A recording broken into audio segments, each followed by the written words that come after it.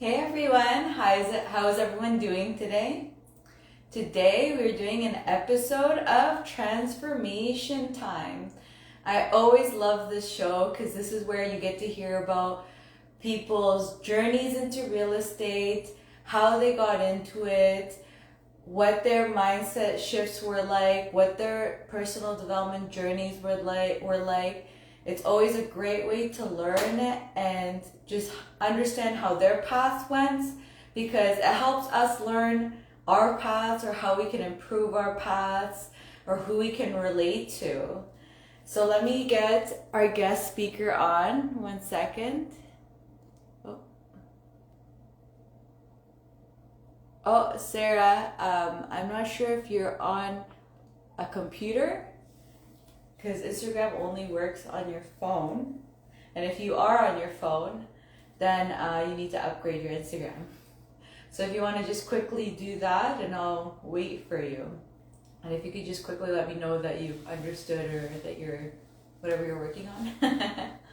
But while we wait for Sarah to come on, I also wanted to let you guys know about my networking event.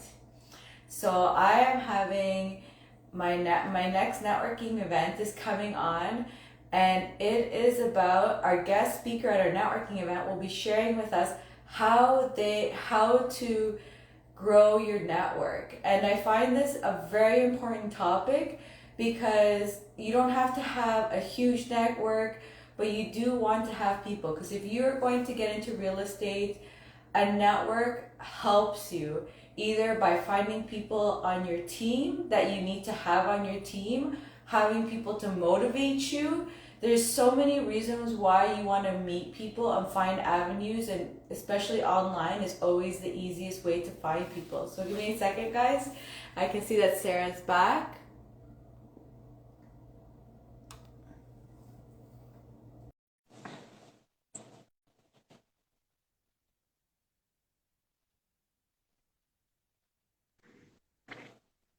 Hey Sarah, Hello. how are you? How have you been? I've been pretty good. It's been a good day. So, yeah. Awesome. We're so excited to hear about your story. But before you begin, let's just tell people a little bit about yourself. What kind of real estate investor are you? Anything else that you'd like to share about it? Sure, great. So I am a full-time real estate entrepreneur. So this is what I do for a living, actually, and primarily invest in multi-unit properties. So we buy distressed properties that have had a little bit of neglect and need a lot of TLC, and we bring them up to their highest value. So didn't start out that way. Started with smaller properties. And have sort of changed and moved into the realm of larger buildings and larger projects with more complications and challenges as we go. Um, yeah, what else do you want to know? I could just talk forever, so you know. Well, let's get started on your journey coming in. Like, what got you into real estate? Like, what's your story? Sure. So I was interested in real estate, but I didn't know anything about real estate investing. So when I went to go buy a house, I was at the time, this was back in 2007.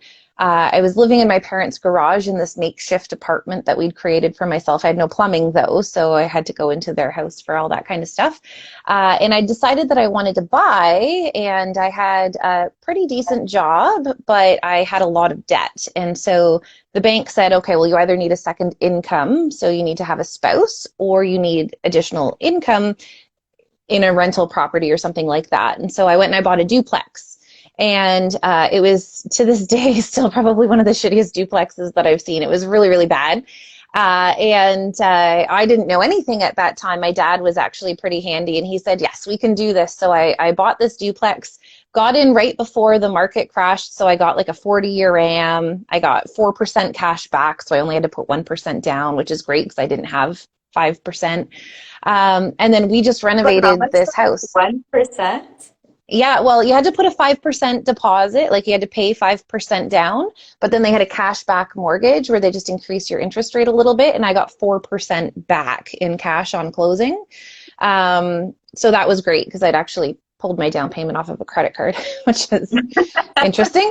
That's Uh, amazing. yeah, it was my dad's credit card. It wasn't even my credit card. So yeah, so the plan was there that we were just going to renovate it. So we renovated one side that I was going to rent out, and then we renovated the side I was going to live in. And so I learned how to do plumbing and tiling and laying floor. I learned how to install windows, all that kind of stuff. We did everything. And during that process as well, I met my now husband, and he was pretty handy. And so I said, okay, well, if you want to date me, this is where I'm going to be. Bring your work boots. And so he helped too. So it was, we did all of the work, the three of us. And my dad was really good at kind of helping and teaching us how to do this.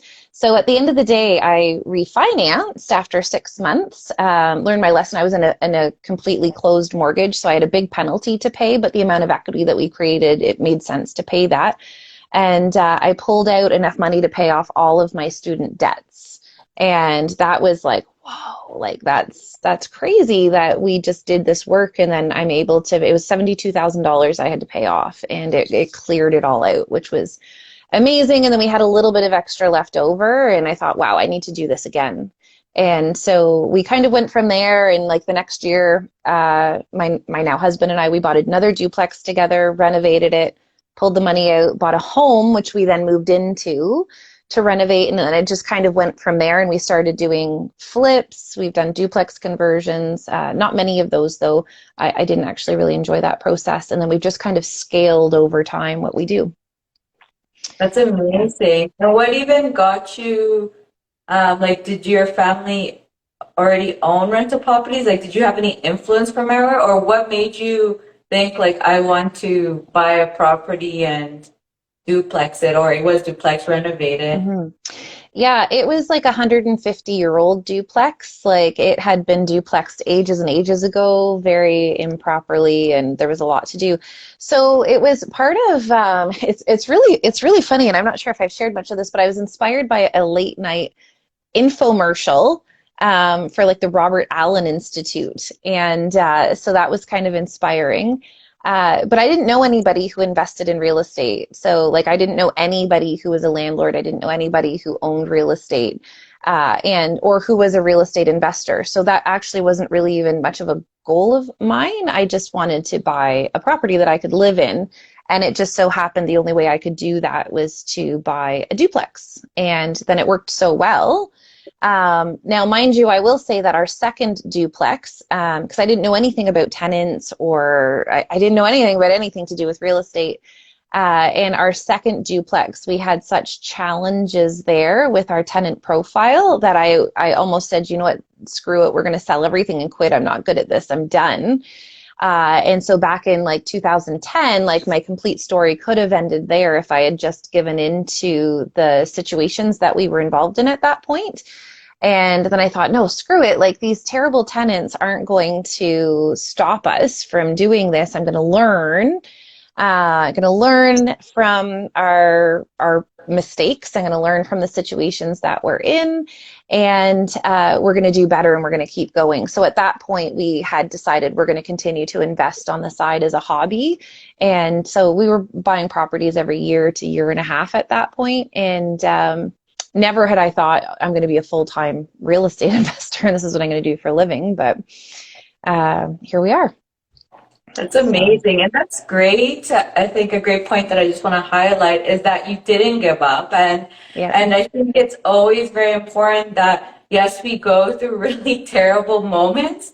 And sometimes I'm sure we always think like, I'm done, this is over, like this is the worst thing ever. But then hmm I feel like the next day you wake up and you're like, no, we're still going to do this. You know, you just kind of like I need to like let that negativity come out or something, or just let it go. And you're like, okay, you know, like learn hmm from my mistakes and move on. Get like, let's make sure. And I feel like the harder the mistake, I feel like the more you learn, right? Like it's hmm sometimes it's so hard of a mistake that you're like, that is never happening again. And you do everything and anything, do the like really hardcore learning to make sure that you don't put yourself in that situation or you mitigate as much as you can, because obviously I feel like with tenants there's more mitigating than, I don't feel like you can always be like it's a zero, like it's never going to happen again, but you can definitely mitigate as much as you can. Yeah, it's all about learning and also learning from other people. Like I did not know any other real estate investors. It wasn't until 2012 that I actually joined our local landlord association. I didn't even know that it existed. So like I ran and worked at this and was building my portfolio with zero help, zero network to be able to bounce things off of. I was just like flying completely blind. And so I think really like having a network of people around you who you can talk to, being able to separate emotion and not take things personally when stuff goes really bad, because I was taking it very personally.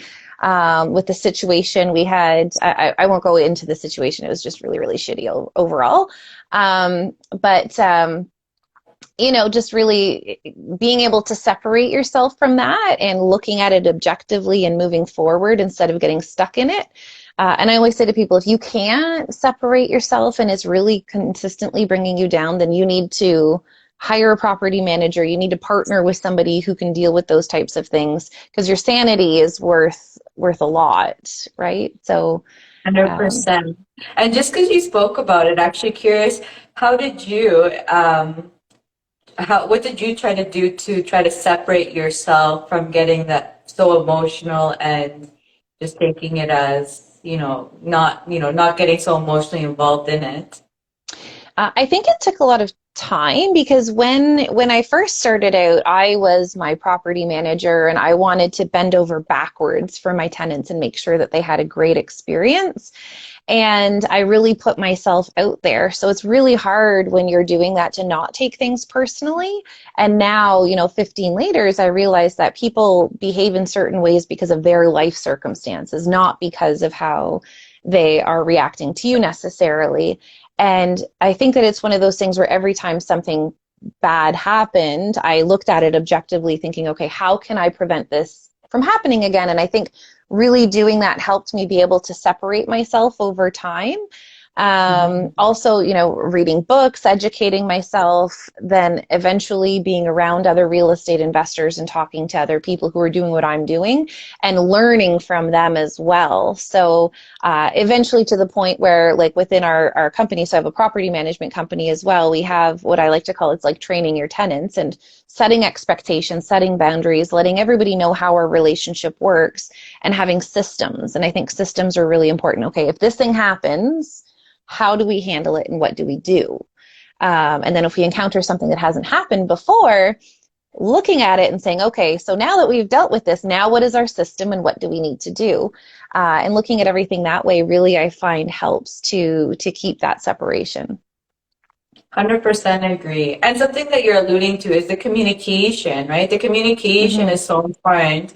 And I think it's a great point that you're making that, because I've noticed that even sometimes, like that, asking the questions to understand what's going on or what happened is always kind of helps you, realize that they may not be doing it they're not doing it to like be mean to you or because Mm-hmm. they don't like you. It's like you said, right? It's their personal circumstances. Something comes up and maybe, the rent kind of falls to the wayside because their mind is somewhere else, or they're not thinking of, for example, whatever the rules are in the property just because their mind is somewhere else. So I just wanted to re-highlight that because I think that's so important, because I feel like a lot of the issues usually is really lack of communication and assumptions from both sides. And it can really just break things down a lot worse than if you were just like, what's going on? You try to be empathetic and try to figure out like what is the actual issue. Because I mean, I feel like there's always an underlying issue for why something's happening, and it can help the situation so much more. Yeah, definitely that open communication, definitely both ways, and setting people's expectations. Because if you don't tell people how you expect your relationship to go, they're just going to act how they think it should go, which isn't Mhm. necessarily best for anybody. So being open, honest, like if I have an issue with a tenant, I'll say, hey, I have this issue, let's talk about it. And again, that's also sometimes removing emotion as well, because when, there are things that happen that could really make you upset and mad. And first reaction sometimes is to come at it with anger, but sitting back and thinking, okay, let's have a conversation about this and I'll express to you how I feel and how this impacted me, but let's look at a solution and try and communicate. And I found that that really works. And it just took a little bit of time to get there and get my ego out of it and get my feelings out of it and be able to treat it like a business versus, this is my hobby and these people are my friends. Your tenants aren't your friends. Often your contractors, your vendors, the people you're working with, like this is a business and it really needs to be treated as such. And once you start doing that, it really actually starts to simplify the management of all of that. And now I'm very thankful. I have wonderful staff, and like my staff do a lot of like the day-to-day sort of things, but then I also coach them on those types of behaviors as well, right? Like they need to be respected, and like our conversations with our tenants need to be in a certain way to facilitate respect both ways. And they're absolutely wonderful. Like I wouldn't be able to do what I'm doing today without the fabulous staff that I have supporting me, but they're able to do that as well. It's like we have to remove the emotion. We have to have like set expectations. We need to create systems for managing things and really let people know how our relationships work. And then that really helps to facilitate more of an ease of managing the projects and the tenants and whatnot. 100%. All really, really great points. And now leading on to, so like that, at that point, you have a full-time job and this is something part-time. So what made you even think of, I want to do this full-time or transitioning full-time? Because I feel like that's always a big fear in people is you're going to quit your job and you're like, a lot of people think their job is their security and it's like, oh my God, it's gone. Now it's I have my business and for some and it gets very scary, it gets very real. So how was that for you? So it sort of it just kind of happened. I hadn't intended to quit my job and just be in real estate full time. But back in 2012, I had my daughter, and her name's Quinn. She's almost 10 now, and she's absolutely wonderful. And so she was born, and she actually had some health issues. So we were at Sick Kids 26 times in 3 months, and we had some unknowns. We didn't know she has something called Facey syndrome, which depending on the severity of different issues, we didn't know how it was going to go. Is she going to be able to walk and talk and have fine motor skills? And it turns out that yes, she can do all of those things, and she's for the most part, everything is great with her, but like we didn't know. And I had so many trips to Sick Kids in that first year while I was on maternity leave. I thought, I can't go back to a full-time job. So at the time I was a financial advisor at CIBC, and I couldn't see myself going back to that. And so I thought, okay, well, what am I going to do? And I thought, okay, well, maybe I'll do the realtor courses and I'll get my real estate license. And then I ran into a very dear friend of mine. It was actually the first time that I met him. I met him at the Landlords Association meeting here locally that I went to, Michael Dominguez. So he has, he'd created Doors to Wealth in the Durham area.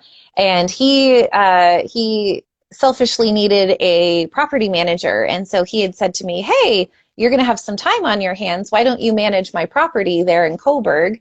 And I thought, hey, sure, why not? Like I was going to do real estate, but maybe I'll do property management. I don't know. So I met him when I was still expecting my daughter. And so I'd sort of started managing for him. And then when she was born and had these complications and issues, it just so also happened that other people that I'd met through the Landlords Association also wanted property management. And I thought, I could do this kind of on the side, maybe 10, 15 hours a week while I'm home with my daughter and taking care of my daughter. So I was already on 60% income. I was on, maternity leave EI, and we were able to cut back expenses and we were able to make it work. And I thought, you know what, if I can just get the equivalent of my EI income, then I think that we could just make this work. So while I still had my bank salary, technically, we qualified and we bought a fourplex, and the fourplex cash flowed half of my income. So that only left me the other half to make up. And I did that quite easily through property management. And then it just kind of piled on, and my 10 to 15 hour a week job ended up being 100 units, and then it just kind of grew and grew and grew, and my hours in the business grew and grew and grew, and so I started hiring staff, and so now I've built this property management company where we manage over 200, I think it's like 230 some odd units right now, in conjunction with my portfolio. And it was actually really a wonderful thing to be able to do that, to just leave my job and take care of my daughter and be able to be home a lot when she was little and growing up and go to her medical appointments.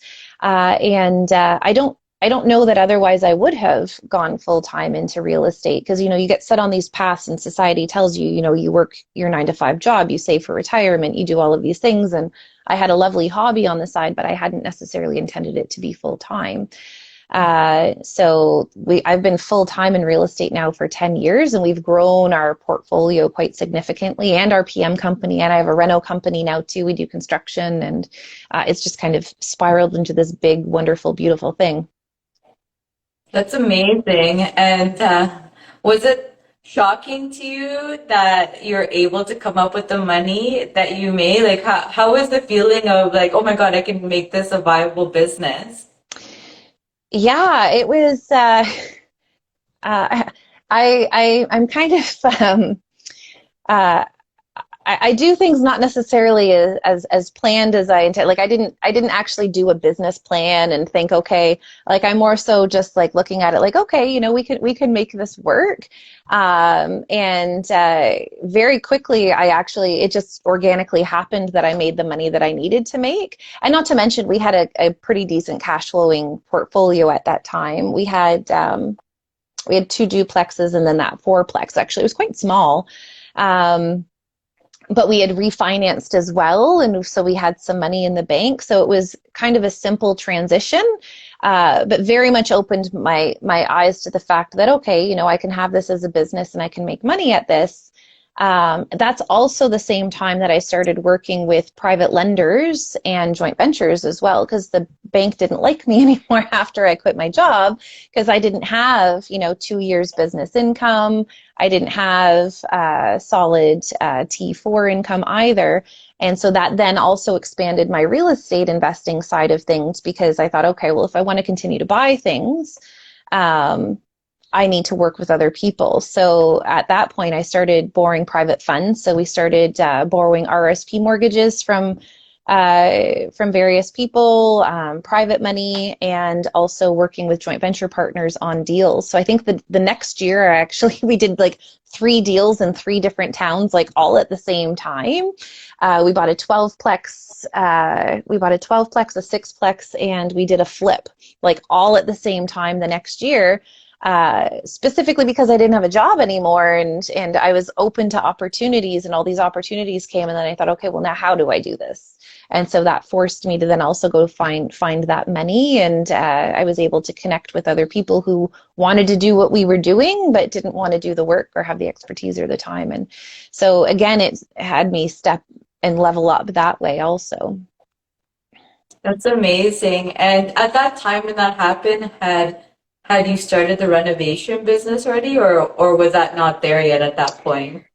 No, so the renovation business, so technically we were renovating right from the get-go. So initially it was my dad and my husband and I. And then it became more so my husband and I doing the renovations. And gosh, I would never want to go back to that time. We're both working full time. I'd work 8 till 5 at the bank, and then I'd go and I'd get Wendy's, and we'd meet at the renovation, and then we'd reno. He'd get off. He'd be there by 6, and we'd reno until midnight, 1 o'clock in the morning. Get up the next day and repeat. We didn't have a life on weekends. We're at the buildings on the weekends. So we sacrificed a lot for that, and we did a lot of it ourselves. And on that project, we'd bring my dad would come in to still kind of consult and help us when we needed help. When we started, we did a big flip job actually, and that would have been in 2014 we started like bringing in other staff because like then I had my daughter at that point, and I stopped doing renovations in 2014. So I stopped swinging the hammer, and I parked my work boots because I had other things to do. I was running a company now, and I was running all of this other stuff, so I kind of went more onto the business side. And so we started hiring people. So we hired my husband's best friend came on staff with us, and we hired another person, but they were essentially contract. So we just paid them what we paid them, and then they were to claim it, and that kind of is how that went. So it wasn't until 2017 that we actually incorporated and legitimately started our renovation company as it is. And the reason I did that is because we started doing renovations for clients as well. So in between my projects, when my guys had downtime, now that I have staff, I want to keep them employed. So we would do renovations for our clients. But I didn't actually operate it like we never actually made a profit on it because I didn't know how to build in. Like I'm always used to doing my own stuff, right? So all of our clients got like really good deals on their really cheap renos because we didn't put any like markups or anything on anything. I just wanted to keep my guys busy. So even now, like I'm still facilitating like what this looks like for other people, and as we do work for other people. But we have a really good team now. We've got four full-time guys. My husband is one of them. We've got 4 full-time guys. We have a project manager I just hired, and so she's going to be, because up to this point I'm still GCing our jobs and facilitating that, which that needs to get off of my plate because I hold things up because I have so much on the go. So we have a project manager now who's going to be taking care of that, and we're looking to be able to scale and do more and more deals because we're also buying more and more complicated projects that require a lot more renovation too. That's awesome. And transition, because I know a lot of people have this kind of problem transitioning from like the traditional mortgages to the private side.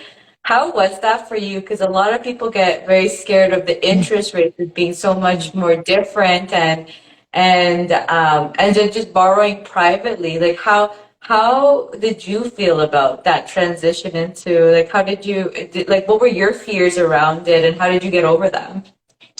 So I'll say, like, I always look at the numbers, right? Like, if the numbers work, the numbers work. I'm always highly conservative. Like, we've never lost a penny on any of the things that we've done because I'm highly conservative in the analysis that I do. When we switched to private money, it just made sense. So it just made sense to me because I'm not looking at, oh, I'm paying 8% or 9% or 10%. Yeah, I'm paying that, but I'm looking at what my return is on the other side, and it kills the 10% that I'm paying. So I don't know that I was ever actually fearful because I knew that I know what I'm doing on this job. I know that the plan that I have is solid. I know that the team I have to facilitate it is solid. And I know that I'm going to be able to pay it out when I need to pay it out. And I can make the payments up to that point. And I'm making money at the end of the day. So I didn't really have fear going into private money. If it weren't for private money lending, like I wouldn't be able to do what we do. Like the house that I'm in right now, the house that we're living in, we bought this with a private first mortgage. And then I put an RSP mortgage second on it to facilitate all of the renovations here because this was initially supposed to be a flip. The thing that did get hairy, though, is that I hadn't intended to move into this house, so we were still carrying our old house, which wasn't renovated. And then when I decided to move here, our budget increased. And then we had to sell our other house, which also needed a reno. So I had to put that on my credit cards. And that got a little bit hairy because we took on way too much. And we're essentially, living off of credit cards, which I will never do again because that part was fearful and scary. But What private scared you money, about it? what's that? What scared you about it? Well, we were getting to the end of our credit card limits. So thankfully we sold our other house. Like I think we were almost like $100,000 in debt on our credit cards because that's how like I hadn't planned that properly. So that's the closest that I've come to actually like running into trouble. But then we sold that house. Everything got paid off. We got a new mortgage on this place. And we moved our private money somewhere else. So quite often with our private money lenders, like we do deals on a project and then we move the money elsewhere. Well, that's what we used to do. We used to move it around, which gets to be really complicated. So now we just put our private money on stabilized, finished, renovated properties that are cash flowing, and then we can put them there for a longer period of time. And then they're just stable and they're there for our investors. And then we use those funds to do our big deals. Like we're renovating an 11-unit building right now. It's a 150-year-old 11-unit building. We're converting it to 13. Banks didn't like it. They wouldn't touch it. So we financed it entirely privately. The whole thing is completely financed. We got a first mortgage from one of our repeat lenders who has lent to us on a number of different deals. And it's so great because when you build those relationships with private lenders and you do what you say you're going to do, they will bend over backwards to help you. And I called him and I said, hey, I need money on this deal. And he's like, let me figure it out. And he was able to pull it together and bring me what I needed. We got a 0% financed vendor take back on it. And then I also have investors who've lent RRSP mortgages on other stabilized properties that I have, which have financed our renovations. So I'm into this giant project, and we've used very little of our own money on it. And yeah, I'm paying 8, 9, 10% depending on the security and where those mortgages are sitting. But the upside that we're getting at the end of the day when that comes to refinance time is like 10% peanuts. So I think people, I think people fear that, but if you're doing it properly, like if you are confident in your deal and you're confident in your numbers, you're confident that you can pay that out. What I will say though is I've seen a lot of people borrowing at 12, 15, 18%, and that scares me a little bit because I know that there is money out there that is not so expensive, and I would just be very cautious about just taking the easy money without really looking at your deal and what other options there are. So 100%. I'd say great points, because I think a lot of people always get scared with the interest rates, and it's like before, and it's, you're right? They're doing it they're getting scared before even analyzing and seeing how bad of a situation it is, and it's like once you do the numbers, like you said, if it makes sense, who cares what the interest rate is? Like all that matters is like, am I meeting my criteria? Is it meeting my cash flow, whatever it is, if it's a flip, like my profits, is it meeting my profits or my cash flow? Yep. And if it is, then really what is there to fear about? Well, exactly. And for people who are getting into more full-time real estate investing and they're used to relying on their full-time income, it's like, oh, I can't quit my job yet. I still need to qualify for mortgages. I can't quit my job yet. I still need to qualify for mortgages. Well, you can still get mortgages. They're just not, with the Schedule A banks.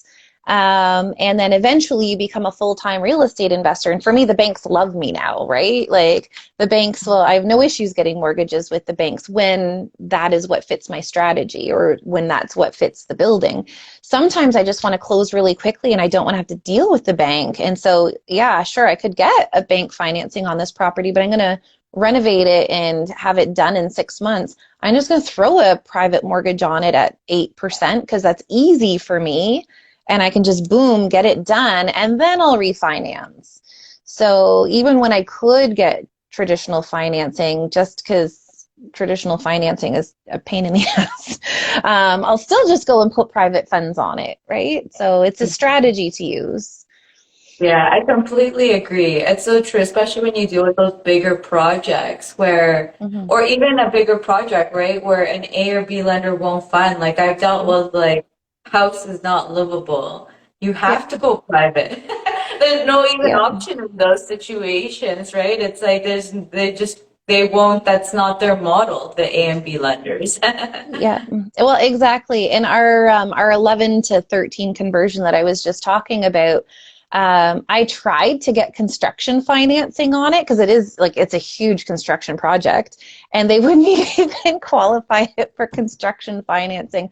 They're like, this place needs a lot of work. And I'm like, yes, that's why I need a construction financing. And they're like, we're not touching it. Because, yeah, it had a lot of challenges. But like, I have a renovation company. Like, I have bought multiple century buildings. Like, we're aware of what we're getting into. And, so, you know what? I was able to go and facilitate my own financing privately, and I'll pay what we're paying on it all day long in order to get the returns that we're getting at the end of the day. So, yeah. 100%.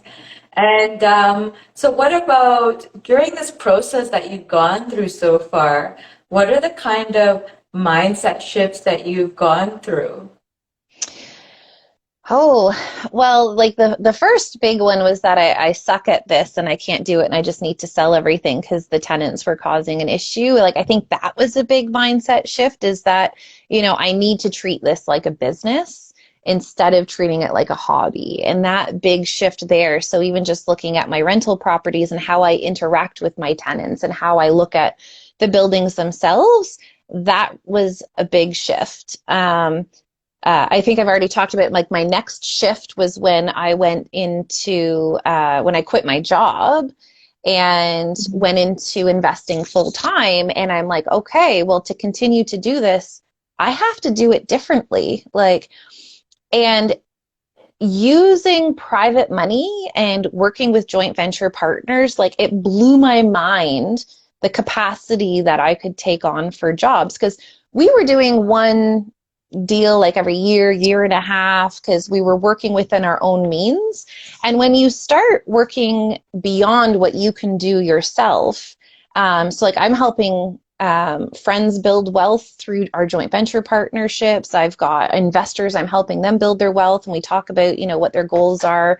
Our private lenders, like we're helping these people, but at the same time, I'm not limited to what I can do myself. And that was a huge shift because I'm like, oh, wow, like, what can I do? I'm like, we just did 3 big deals in 1 year, which I would never have thought that we could do.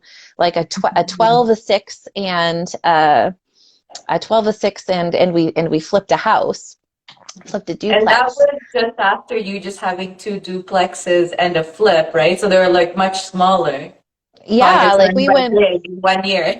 yeah, And now it's kind because of 3 years. yeah, because I think too, once I started working with investors, and it was my one particular investor, and he still invests with me too, and we're really good friends now, is my this investor had lent me as our my very first RSP mortgage lender. And so we'd sit and we'd chat business all of the time. And he's like, okay, I've got some money. Let's do something. Let's do something big. And I think he inspired me to do that. And I was like, well, you know, I was called as a consult on this 12 unit that never sold. Let me reach out to the realtor and I'll see what happened with that. And I called and they're like, oh, it's not listed anymore, but sure, it's for sale. And so I was able to facilitate that deal. But like, I don't know that I would have done that on my own because like I didn't have any money, right? And I couldn't qualify for anything. So just even the conversations that I had with my investors at that time kind of opened my eyes to, okay, so there are other things here that I can do. So that particular investor and their goal to do something bigger with me forced me to go and look. And so we bought this 12-plex. And so now we own 12 units and one of them's a laundromat. So now, okay, now I own a laundromat. And that was really, really cool. And that's a And great point that I just want to emphasize is like your network really helped you, right? It was oh, you big had time. built your network at that time, and within the network, you're finding those people that you really quick click with or that are motivating you, and they helped you push you forward and making you Mhm. feel or you thinking like, you know what, why am I not doing that? Why don't I Yeah. try that? Exactly. And it was about that time too that I started attending Durham REI. And it's like, I swear, so from like 2012, maybe 2013 to right before COVID, I had never missed a meeting of Durham REI. And it's like people are like, wow, how do you know what you do? And like I read a lot and I research a lot online. But I also go to things like I was at Durham REI and I learned about JV. I learned about joint venturing. I learned about private mortgages there. I learned about buying apartment buildings there. And so I really think it, and I also met a lot of investors who then became my friends. And then I'm talking to people who are doing these exciting things and who, when I say, hey, yeah, I'd like to do this, or I'm looking at this 12-plex, they go, wow, tell me about that. Have you thought about this? Have you thought about that? And so it was like night and day compared to, earlier on when I'm just fumbling my way through and I really have no idea what I'm doing. When you start building that group of people around you and you start educating yourself, because there isn't like, if, when I was a financial advisor, it's like, okay, you need to take these courses, you need to like write these exams, this is how CIBC interacts with their customers, and this is what you do. You always have people telling you what to do, and there's always a path. And then when you're a real estate entrepreneur, there is no path. There's many different paths that you can choose. But unless you start stepping down one or sort of exploring and meeting other people doing these types of things, you can really kind of feel lost, I think, or you may not even know what sort of opportunity is out there or how to learn about it. And so I think that was really, really one of those shifts as well, is when I really started getting immersed into our real estate networking events. And I went to some other events as well and connected with different people. But just expanding that base of who you know and talking about what you're doing, what you want to do, like that helps so much for sure. 100%. And what about, so I'm curious because I know a lot of real estate investors that are in the phase of hiring people, and I'm always getting questions about how it is. And I'm curious for you because in my case, in the corporate world, I actually had to deal with like managing teams and stuff. I'm curious, I feel like with financial advisors, probably not so much. So I feel like, or correct me if I'm wrong, is that right? Mhm. Because then hiring was probably a very new thing for you and trying to figuring out your Yeah. processes, right? So I'm Yeah. curious about that mindset because I know a lot of people tell me they struggle, and because I went through it in my corporate world times, it was to me, I was just like, I got my process, I know what it is, right? But then when it's you're doing it as an entrepreneur and you're learning it at the same time, like trying to figure it out, and you're like, because this is all new, like you're starting your business, and I'm curious, like, how were those mindset shifts? How was that learning experience for you? I'm still learning. So it's and it's kind of sad. So like I have a specialization in human resource management with my business degree. And I still have a challenge with hiring people. Actually, I can hire people. I think so far, so like what I'm really focusing on now is properly delegating to people and expressing my vision and supporting people. Because very early on, like in my mindset, the way that I kind of worked is like, okay, here's what I need you to do. Here's your job. Now go to it. And you can't manage people like that, especially with property management, because again, it's not just something that you just pick up. Like there's a lot of nuances, and I learned the hard way. Like there's a very hard way to learn it, and it was crappy, and I'm like, I'm never going to do that. But then I'd hire people, and then I would let them go through that too. And so I had some challenges, and just because I like somebody and we get along really well doesn't necessarily mean that they're going to provide what I need. So I have had a challenge in being able to not only build the right team, but also support that team. And I've lost some really good people because I didn't manage them well myself. And then I've also had some not so great people stay on for a lot longer than they should have, and they did damage to my business. And then I realized at one point that I was hiring people to make up for the issues that my staff had, where, I need one person, but now I've got two people supporting that one person because they're not the right person. So I'm learning a lot about that. And I just went through a big shift where I had some not right people, and then I was like, I quit, I'm done, I'm out of here again. Like on the business side, I was kind of fed up, but then again, I stopped and I'm like, no, I just need to learn and keep going. And like, I was not a good manager is what it came down to as well. Like, so how I was supporting and how I was showing up and being there for people was not conducive to what employees need, because I have an entrepreneur mindset. Not everybody's like me and they don't think the way that I think. And so I need to be able to support. So I've recently had a general manager come on board, because again, if there's certain things that you don't do well, bring somebody on who can. So I have a general manager who's come on, and that's working out really well so far. And my team right now is absolutely amazing. So I think too, when you get the right people and then you can support those people, and have that open communication. Like, if I'm being a shitty manager to you, please let me know if I'm not giving you what you need. So like, I preface it and I say that, like, if I'm not giving you the attention you need, or I'm not, please let me know, because I would rather know than just have it go unsaid and then you leave because you're unhappy, because I would really love to make you happy. So I think that we're working towards something much better than what I've had, but it's a challenge and it's a struggle as an entrepreneur. So again, surrounding yourself with other business people too, right? So like, I have my real estate network and I'm surrounding myself with a real estate network. I've recently joined Entrepreneurs Organization. And so through that, I'm learning a lot of the business side of things that applies to all business, not just real estate. And I'm now associating and learning from other business people who have staff and who hire and have all those different business challenges too. So again, it all comes down to network and learning as well. 100%. And a great point that you said, that's funny. I do the same thing too. It's like, tell me when you're having issues and something's going on. I do the same thing. I was like, I'm always like, please ask me questions, Mm-hmm. I need you to ask me questions.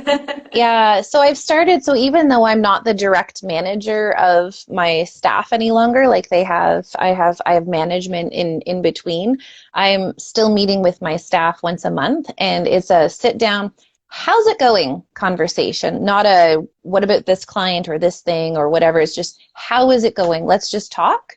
And so I can touch base and I can gauge how they feel. And if they have something that they want to bring to me, it's open, right? And I'm really enjoying those conversations. And I think that that's necessary to have too, once you're a little bit removed from managing your staff day to day too. Mm-hmm. Yeah, I completely agree, actually, because I mean, that's something I learned in the corporate world. Actually, having levels of degree of separation are always great in so many different situations, right? Because sometimes they may have a grudge with their manager, but because they don't see you every day, they're willing to tell you, right? It's same thing with tenants. I've always loved, or with flips. That's something that me and my husband do, is that because he's over there all the time, he needs to be like super nice with the neighbors, get to know them, and make sure that everything's okay. But if an issue comes up because they don't see me, I always like that degree of separation, because he needs to be like, because he's there every day, so it's like they can't get pissed off with him. You Yeah. can get pissed off with me because you don't see me every day, and then I Yeah. come in and it's like, okay, how can we solve the issue? Like, what's going on or whatever, if it comes up. That's something I feel like in the business world, or as entrepreneurs, even it's always great to have those levels of separation, because sometimes you need like a fresh pair of eyes to either solve the issue or to start the communication again, because I feel like sometimes the grudge gets there and the communication just like stops, but they're willing to like start new with someone else that isn't aware of it and kind of really hear things out. So I think degrees of separation is always a great thing too in a company, in a company, in a business. Yeah, and that goes for property management too. So for investors who have a challenge in separating themselves and their relationship from their tenants, a property manager provides that as well. The property manager is that impartial buffer between the two. And so, for people who have a challenge with being able to separate, or they feel they have to act a certain way, although they want something different from their rental properties, having that property manager on your team can help alleviate that same sort of thing too, right? Or help you like get your point across without having to tell Yeah. it. You let the tenants know this is what I want. Yeah. And the message can be delivered in a specific way, Where, the property manager is, I'm doing my job, like don't kill the messenger, but like this is what I'm relaying as well. And then, here's my advice and here's how we can kind of go and help create win-win situations and have everybody understand what's going on. 100% agree. Yeah. Yeah, like I said, I love degrees of separation. Like there's just it helps you so much in your business. Hmm. And so what about any so what other tips would you give specifically for that like hiring people on or especially like you said because now you have someone that takes care of it but before what kind of like other tips did you have for hiring people on or um or improving the atmosphere whatever you needed to do in your specific situation what were like any other tips that you'd like to give the viewers. Yeah. So, for hiring, being very clear about what the job role is, definitely. So, like sitting down and like really figuring out this is what I need. If what you need is an assistant, um, and I'm all about hiring to your goals. So, and I think we talked about this a little bit before, but my number one goal is to spend as much time with my daughter as possible, and I am very happy to hire staff to help me take care of all the things that I need to take care of in order for me to be able to meet that goal. So, my number one hiring suggestion is to hire people when you need them. If you start to feel bogged down, if you start to feel like, especially for those investors who are still working full-time jobs and doing projects and deals, hiring an assistant will give you that life balance, like hire for your life balance, right? And that's what I do. I'm like, okay, what do I need to get off of my plate, and what can I hire people for them to do to free my time to spend it on the things that I should be spending it on. Um, so not necessarily just looking at, oh, that's going to be really expensive, that's going to cost me a lot. When I'm looking at the return on my deals, I can't not hire people to help me achieve that, but still have the life balance. So, not necessarily looking at as straight up as like business expense, but also like what's my return on my lifestyle as I'm investing. Because for a very long time, I just looked at the return on income and I based everything on that, like, or return on investment. Like, okay, I'm putting this in. What am I getting back?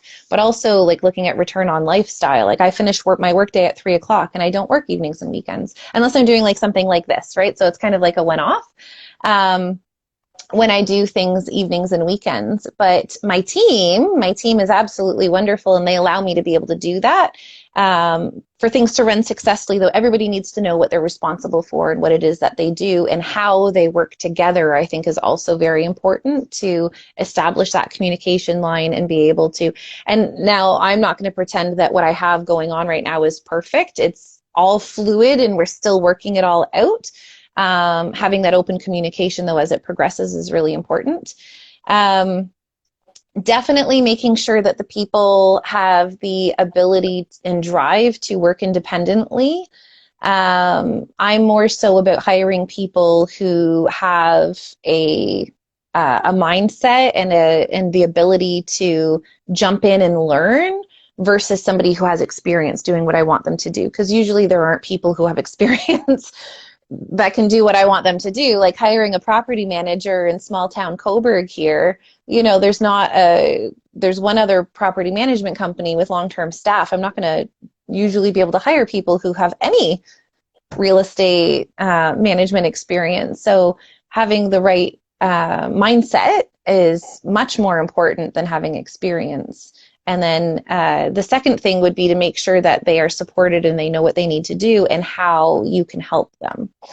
So I've been developing a playbook. So every time somebody asks me a question, I do a video recording and it goes in the playbook. So then the next time it comes up, they can watch the video. Or for our next staff member, they've watched that video. So that's really helping to streamline our training in between people or as people cross into different roles and whatnot. Anything that comes up, let's do a training video, let's do a description of how something is done, and this is the way that we do things. And people can go back and refer to that. So that's part of like the EOS system, like entrepreneurially entrepreneurial operating system from Gino Wickman. Really just a good way to set people up to really know how to do what it is that you want them to do and what you expect. That's amazing. And that's also another great point that some entrepreneurs or real estate investors, for some reason, think that, and this kind of goes both ways. It doesn't matter if the person you hire is experienced or not. There's always still a level of training that needs to be done. Mm. And for some reason, there's like a mentality out here right now that it's like you hire them and they should know what they're doing immediately. And I think it's great that you're saying this because this is another thing that I feel like I hear other people saying, like, I just need this person to do their job. And I'm like, but they don't know what you need to do their Yeah. job. Like everyone always needs to be trained and also like don't give up on the training because I feel like people think it's like I felt like with mine, like I gave mine was like in depth, like 1 month of every single day we would have like our 1 hour meetings and I would just be, because we were dealing with language barriers, I was like spoke English, but just making sure they understood the kind of English that I spoke, like how I said things, how I wanted things. And we did like a good month of just every day and like, okay, why did this happen? Like this is what I meant. And what were you thinking, to try to make sure that we're both on the same page and understanding each other. So I'm glad you brought that up because that's also, I think, very important. And I noticed that especially with the VAs, a lot of people like give up on their VAs because they think it should be 2 seconds, like, Mm-hmm. oh, they should know what they're doing. And it's not like that. Like they need to learn you as a person and what are your needs and how to do their job well for you.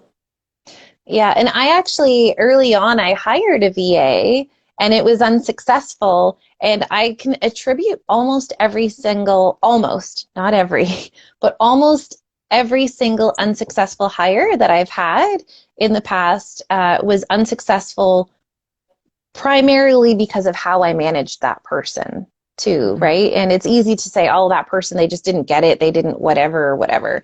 But I, as the manager and owner of the company, like it comes back to me. How didn't I know that it wasn't working out? Because sometimes I'm just like blindsided at what's not being done. And I'm like, holy, like, how is this not being done? Like, how are we this far behind on something? And it's my fault that I didn't know that in the first place. So like you can easily put all the blame on the other person. And like my VA, I was like, here's what I need you to do. And then it's like, I constantly have to ask you what's going on. I just want you to let me know. But I didn't facilitate that relationship and specify, like, this is how we're going to work together. This is what I expect. It was just like, here you go. Now go do it. And I'm going to be upset with you when you don't do it the way exactly that I wanted you to, although the way I wanted you to was up in here. Exactly. I think that's another thing actually is like sometimes we don't realize that we haven't verbalized it Yeah. and it's in here and we think we've told them that this is how we want things done. And then like that when it doesn't go on, you're just kind of like, I don't think I told you what I wanted. Like I just told you I wanted this result, but I didn't tell you like how I wanted or whatever it is. Yeah. That's one thing I also learned in myself that I would say something like one of the things that I did, I remember, can you make me a business card? And then they come back with like a million questions because I was like, oh, I totally visualized it in my head, and only what came out was like, make me a business card. And they're like, so, well, what do you want on it? Like, what kind of images? They're like, they just like bombarded me with questions, and I just laughed at myself. I was like, my head was somewhere else clearly, and I just didn't think like, this is what I'm looking for, like had a full conversation about it, right? Yeah, and it's recognizing that there are different types of people, right? Like I'm very clearly an entrepreneur as are you. And so if it's like, "Hey Sarah, this needs to be done." I am a problem solver. I'm going to go figure that shit out and I'm going to do all of this and I'm going to be like, "Okay, here we go." But there are other people who operate differently and maybe they don't have an entrepreneurial mindset. Maybe they have a technical mindset or they have like, and so just going, "Hey, I need this done," to somebody, and then they're like, "Okay, well, what exactly do you want? When? How do you want it done? Like, what's my time?" Like, and I don't give that information because I manage as though everybody is me, And everybody is not me. Everybody has different learning styles, different communication styles. They have different ways that they like to work. And so recognizing that, if there is a failure in a hire, that quite often it is also how that person has been managed too. So it's Mm-hmm. not always that person. So that was kind of like a big thing for me. And so now I'm trying to, and I'm like, you know what, I'm just not all that fabulous at communicating and doing all of this. So I'm great at vision, and what I should be spending my time on is like our vision, our culture, finding deals, networking with my investors, and getting all of that shit planned and done. And then my general manager can like help facilitate the management of our day to day. And then I'm there for support and help, and troubleshooting and problem solving is like one of my big strengths. So I can come in on that too. But delegation and task management is not necessarily my strong suit. So recognizing where your own faults are, I think, as a manager is also very important.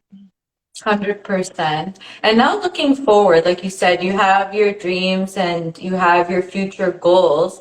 What kind of changes are you doing right now, or need to do, like within the next few years to achieve those goals and get to where you want to be?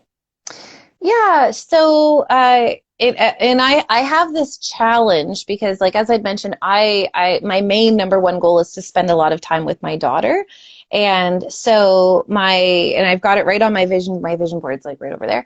And it's like only work when Quinn is busy, which means when she's in school, I can work. If she's at a friend's house, she's got a play date, she's at dance class, that's when I can work. And then otherwise, or maybe she just wants to play video games, and I can go do something else.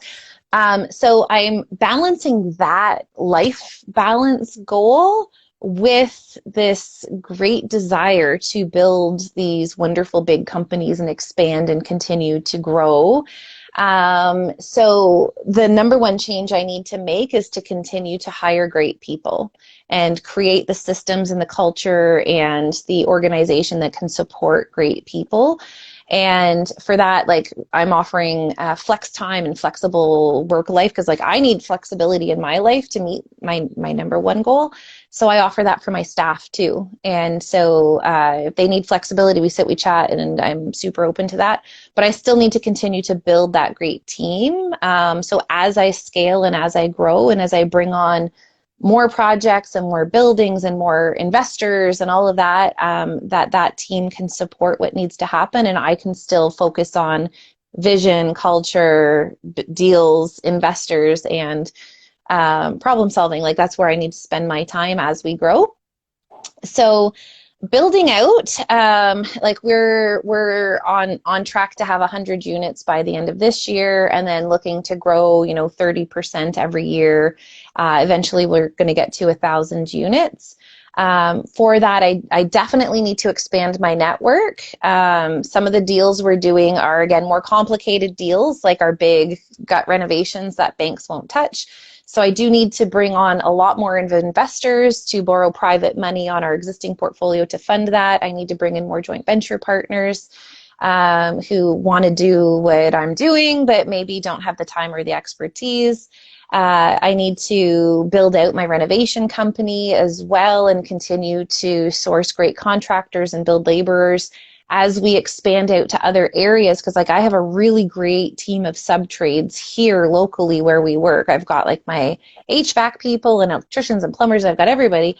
But like right now I'm buying a building, 30 units in Belleville. And so I'm like, okay, now I need to grow my team in Belleville. Who am I going to use in Belleville? And so building out all of those sub-trade relationships. Yeah, so I just see it's really all about the team, to be honest. Like, I have aspirations and I can continue to, grow, and it's easy. I say it's easy, but it's really not. But it's kind of easy to get the deals and find the deals and create this plan. But I really need to build out like my fabulous team to be able to execute really well. And that's including my staff and my partners and my lenders and sub-trades and everything. So, Awesome. yeah. And so, okay, and you told us your future goals. I don't even have to ask that because that was going to be my Yeah. final question. Just building something big and beautiful and wonderful. I'd also like to share and give back down the road too. So, like I do a little bit of coaching right now. So I do see like future goal. I would love to see like a coaching program. I as I'm growing right now, I don't see like I see this like whole giant coaching program thing, but it has to still fit with the rest of those other goals too. So I'm not quite sure. I do a little bit of coaching here and there on the side, but not to the extent that I see it. I also have a goal of finding a way to give back, and like I've been very successful in my real estate investing business. We've done very, very well, and anticipate that we will continue to do very well. So I'm actually on the Affordable Housing Committee here in Northumberland, and so I meet monthly with all of the different service agencies that support people who are at risk or unhoused. And so I would really love to be able to find ways that we can have win-win sorts of housing created in order to help support as well. So that's one of my goals, is to kind of find a way to build that into what we're doing. Another way I want to give back to is we're part of Butterfly Way. And so my daughter and I in the summer up at our lake house, we save monarchs. And last year we saved 66 monarchs. This year we've created two big butterfly gardens with the help of my very good friend Sam, who knows how to garden because I don't. So she's teaching me her ways, and so I'd like to also build a butterfly way and put butterfly gardens at all of our buildings, and so that's another way to kind of give back. And I've got all these ideas. Like I could keep going on and on and on about all the wonderful things that I would like to do over time, but essentially, That's just awesome. yeah. Yeah, it's awesome to hear. Thanks so much for sharing.